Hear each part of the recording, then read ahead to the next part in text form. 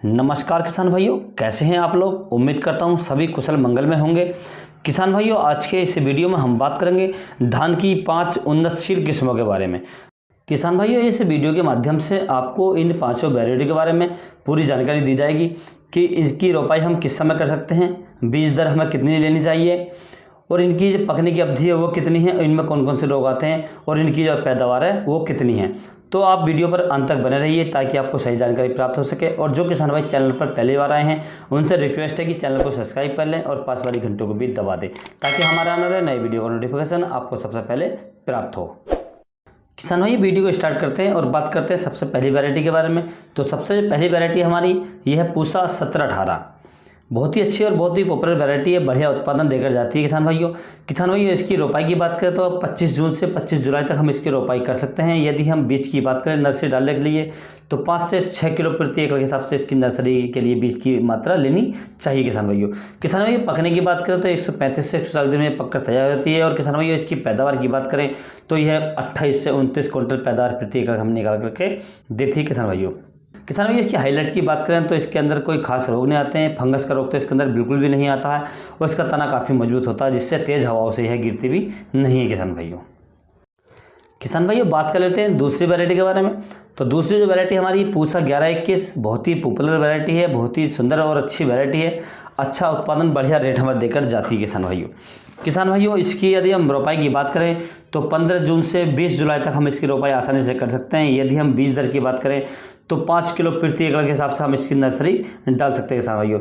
यदि हम पकने की बात करें तो 135 से 140 दिन में यह पक्का तैयार हो जाती है। यदि रोगों की बात करें तो कोई इसमें विशेष रोग नहीं आते हैं। इसके अंदर तना छेदक की बीमारी बिल्कुल नहीं आती है। यदि बात करें हम अन्य रोगों के बारे में तो अन्य रोगों के प्रति यह सहनशील होता है किसान भाइयों। यदि हम पैदावार की बात करें, यदि हम सही समय पर इससे फर्टिलाइजर खाद वगैरह देते हैं, सही इसकी केयर करते हैं, सही देखभाल करते हैं तो यह 24 से 25 क्विंटल प्रति एकड़ की पैदावार हमें देकर जाती है किसान भाइयों।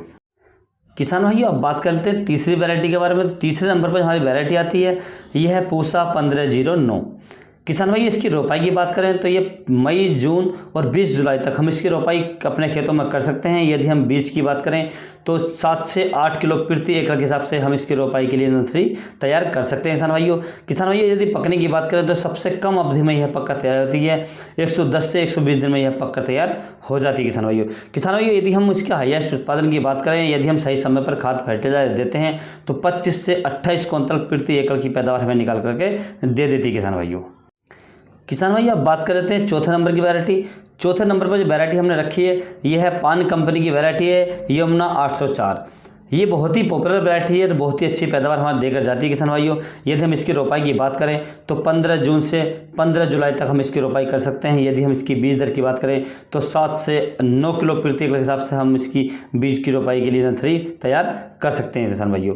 यदि पकने की बात करें तो 135 से 140 दिन में यह वैरायटी पक्का तैयार हो जाती है। यदि किसान भाई पैदावार की बात करें तो 32 से 35 क्विंटल प्रति एकड़ की हमें पैदावार देकर जाती है किसान भाइयों। तो किसान भाई, आप इस वैरायटी का चुनाव भी अपने खेत के लिए कर सकते हैं किसान भाई। अब बात कर लेते हैं लास्ट और आखिरी टॉप 10 वैरायटी के बारे में जो हमने 5वें नंबर पर रखी है। ये वैरायटी है कावेरी सीड की, कावेरी 468।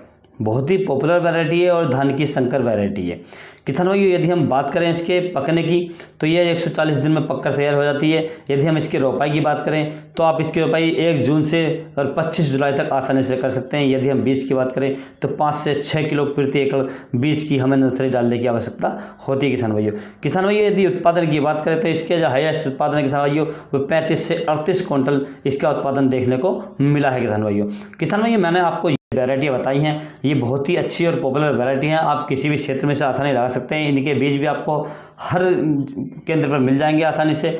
और किसान भाइयों, ये वैरायटी आपकी जो बिकने में, जो मंडी में यदि आप ले जाते हैं तो इनके सबसे अच्छे रेट मंडी में मिल जाते हैं आपको और आसानी से यह बिक जाती है किसान भाइयों।